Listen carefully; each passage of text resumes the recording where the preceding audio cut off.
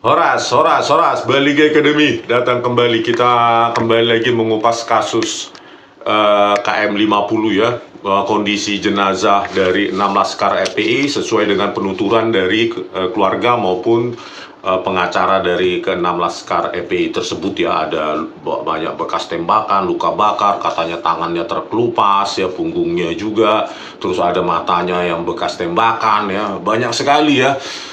Sangat jauh dari deskripsi dari bahwa itu adalah Bela diri. pembelaan diri ya, pembelaan diri karena terpaksa gitu ya, jauh sekali.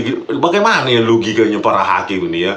Kita sebagai publik, memang kalau sudah ada niat-niat buruk, memang sesuatu yang gampang pun jadi susah ya di republik ini ya. Oke, jelasnya bagaimana ini kondisi keenam jenazah laskar FPI ini ya. Oke. Ini saya ambil dari bisnis.com ya. Komisi Hukum Dewan Perwakilan Rakyat DPR menggelar rapat dengar pendapat umum dengan keluarga 6 anggota Laskar FPI yang tewas dalam insiden bentrokan dengan polisi di Tol Japek Senin 7 Desember 2020. Dalam pertemuan yang digelar Kamis tanggal 10 Desember 2020, 4 perwakilan korban menceritakan kesaksian mengenai kondisi jenazah. Keluarga dan kuasa hukum mencurigai adanya tanda-tanda kekerasan. Kuasa hukum FPI, Aziz Yanuar, bersedia menunjukkan bukti-bukti berupa foto maupun video yang mendukung kondisi di jenazah. Perlu diketahui bahwa keluarga awalnya tidak pernah mengizinkan otopsi dan juga tidak mengizinkan dimandikan. Akan tetapi, pihak kepolisian melakukan itu sepihak. Jadi keluarganya lewat kuasa hukumnya ini, Aziz Yanuar ini mengatakan sebenarnya keluarga tidak mengizinkan otopsi itu ya, dan tidak mengizinkan dimandikan itu. Bisa jadi ya, kalau pemahaman saya, bisa jadi keluarga ini tidak percaya gitu loh kepada kepolisian. Mereka ingin melakukan otopsi di tempat yang netral seperti rumah sakit TNI Angkatan Darat, TNI Angkatan Laut, dan TNI Angkatan Udara ya. Jadi memang lebih netral harusnya gitu loh. Jadi jangan nanti yang dituduh pelaku ada polisi di rumah sakit polisi ya. Siapa yang percaya seperti itu? Harusnya kan di zona netral, biar hasil otopsinya juga bisa diterima oleh publik ya. Oke, lanjut. 6 laskar FPI meninggal dalam bentrokan dengan polisi. Mereka adalah Andi Oktiawan, 33, Faiz Ahmad Syukur, 22, Ahmad Sofyan alias Ambon, 26, Muhammad Suci Kadafi, 21, dan Lutfi Hakim, 25, dan Muhammad Reza, 20 tahun. Kepala Instalasi Forensik Rumah Sakit Polri Kramat Jati, Arif Wahyono, sebelumnya menyebut temuan lebam pada tubuh jenazah 6 laskar FPI itu bukan dari hasil tindak kekerasan, melainkan lebam mayat biasa. Ya, jadi pengakuan dari kepala itu ya, instalasi forensik itu, Arif Kramat Jati ya, Arif Wahyono ya, tentu ya mengatakan itu bukan hasil dari kekerasan, melainkan lebam mayat biasa. Makanya saya bilang harusnya otopsi di tempat yang netral, atau setidaknya dihadiri oleh ahli forensik juga, medical forensik juga dari pihak keluarga, atau dari pihak yang netral gitu loh. Seperti kasus Brigadir Joshua kan dilakukan ekshumasi lagi ya, kasus Brigadir Joshua kan karena nggak percaya gitu loh ya, dibongkar ulang lagi, baru diotopsi ulang gitu loh ya, karena ketidakpercayaan publik gitu loh ya kan, karena yang melakukan polisi di rumah sakit polisi ya. Sama saja anak berantem tapi wasitnya bapaknya teman.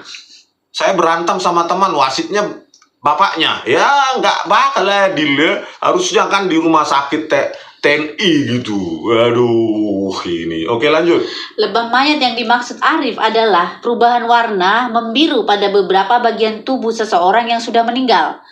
Berikut ini adalah sejumlah kesaksian yang diungkap keluarga mengenai kondisi para jenazah dalam rapat bersama anggota dewan tersebut. 1. Banyak bekas tembakan pada jarak dekat. Dari jarak dekat. Paman dari korban bernama Andi Oktiawan, Umar, mengatakan ada banyak bekas tembakan di jenazah keponakannya. Bekas tembakan tersebut tampak kala ia memandikan jenazah. Saya ikut memandikan jenazah. Ada banyak bekas tembakan di badannya. Ada 4 bolong. Sampai belakang bolong saya lihat. Jadi di jenazah Andi Oktiawan ya, Andi Oktiawan itu ada 4 bolong ya, bekas tembakan sampai belakang gitu ya. Padahal pengakuannya adalah pembelaan diri yang terpaksa. Ini kan lebay kali ini, 4 kali tembakan 4 bolong ya. Logika hakim kemana ya ini? Oke, lanjut. Azizwan Yanuar yang juga ikut memandikan jenazah Andi menguatkan keterangan tersebut.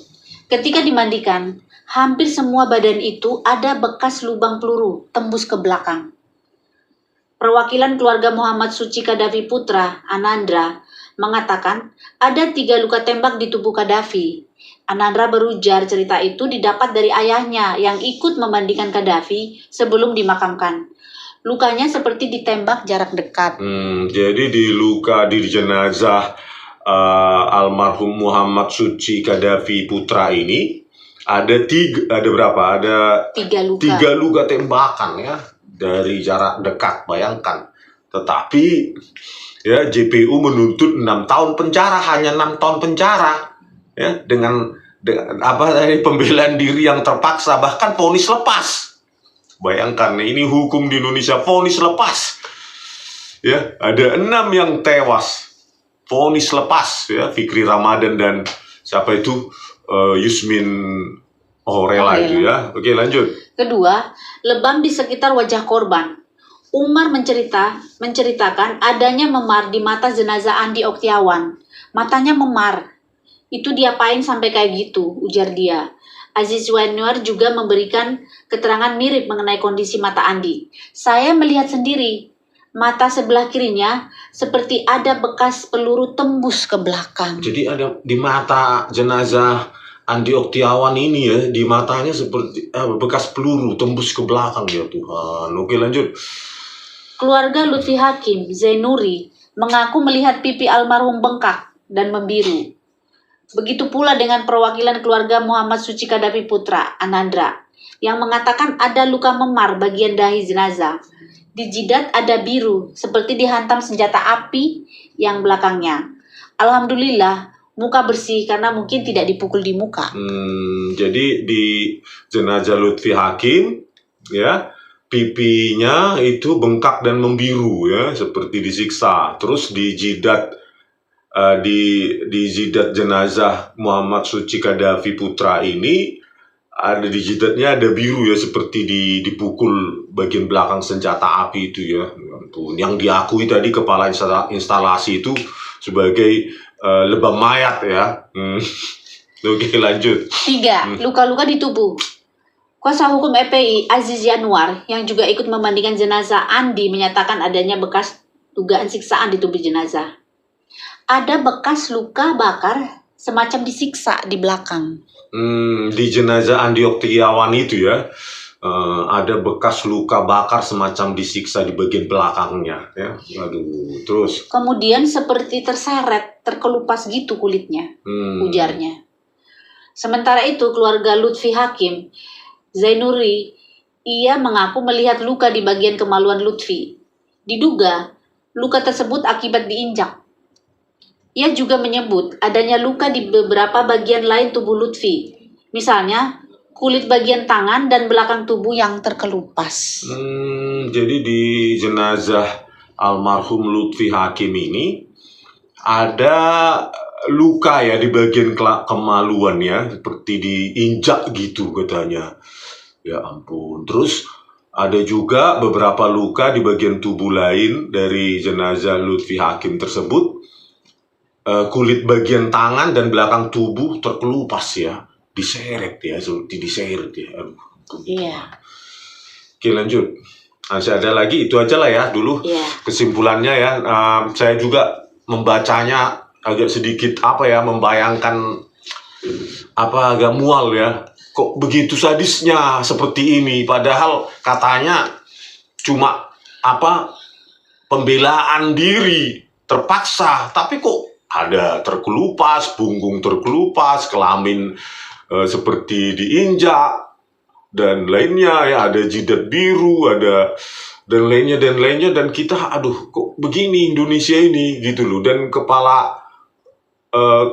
rumah sakit ya, instalasi Polri itu kok mengatakan cuma lebam mayat. Makanya saya bilang, seandainya saat itu di otopsi di tempat yang netral, zona yang netral, di rumah sakit TNI atau lainnya, ya mungkin akan didapatkan gambaran yang utuh ya. Padahal otopsi itu penting sekali ya terhadap tubuh untuk menggambarkan, memprediksi, menganalisa kejadian yang sebenarnya ya. Bukan di rumah sakit polisi, karena pelakunya polisi ya, gitu loh. Aduh Pak, sekali lagi saya serukan kepada Bapak atau Kakak Natolius Pigai, Menteri HAM sekarang, ayolah Pak, dibuka ini Pak, jangan ditunda-tunda lagi Pak. Kalau ini tidak dibongkar, maka akan terulang lagi penyiksaan, pembantaian semacam ini kepada anak-anak manusia. Kalau salah anak manusia tersebut, anak bangsa tersebut, jangan dibantai, jangan disiksa, ya. Majukan ke meja sidang, biar kita tahu apa motifnya, kenapa dia berbuat seperti itu, ya. Jenis sama gravitasi kesalahannya, begitu. Itu kita negara hukum, aparat hukum adalah alat hukum, alat negara. Negara punya hukum. Ayo, Kakak Natolius Pigai ya, kami tunggu actionnya, ya. Karena sudah 2 bulan ini, paling tidak ada pemanasan bentuk tim investigasi itu, ya, khususnya KM50 ini. Oke, sekian dari kami, Baligi Academy di tepian dan toba yang indah. Horas!